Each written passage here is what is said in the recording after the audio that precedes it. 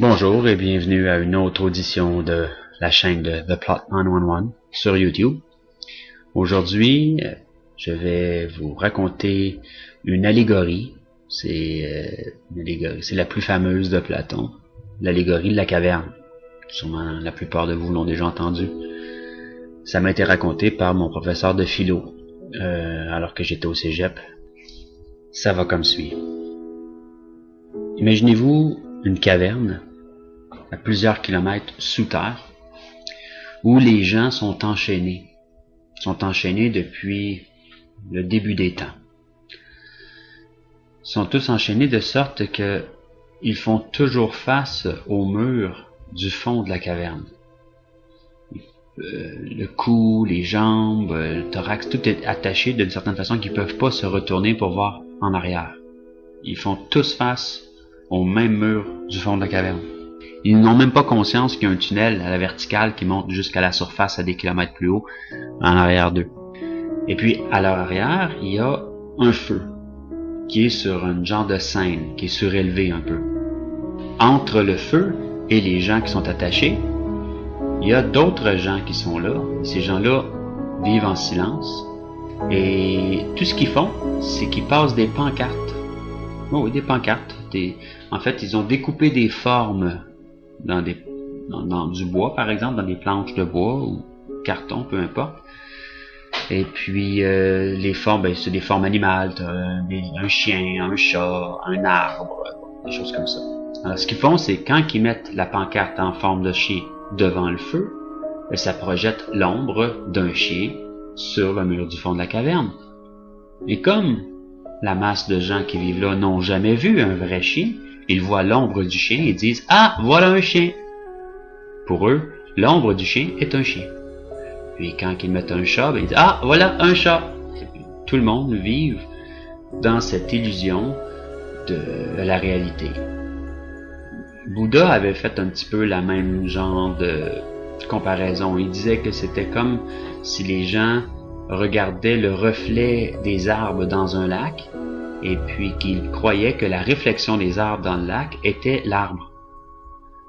C'est pas complètement faux, mais c'est quand même une illusion puis c'est pas la réalité dans sa totalité. Cette allégorie-là, je trouve qu'elle s'applique très bien à la société dans laquelle on vit. La majorité des gens ont une réalité qui est peinte pour eux, qui est pas totalement fausse, mais qui est pas la réalité non plus. Maintenant, imaginez-vous si on détachait une de ces personnes-là.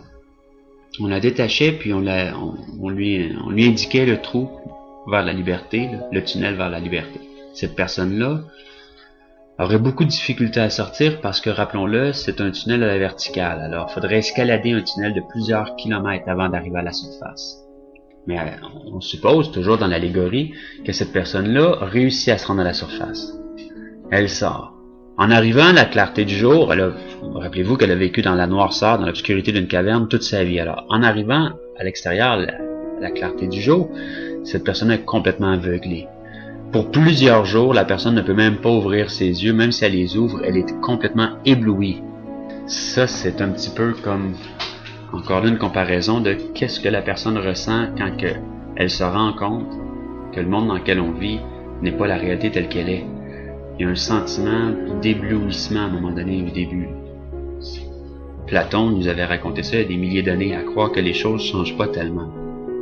Après quelques jours comme ça, il peut tranquillement ouvrir ses yeux et puis éventuellement, il voit un chien passer. Puis il voit l'ombre du chien à côté du chien.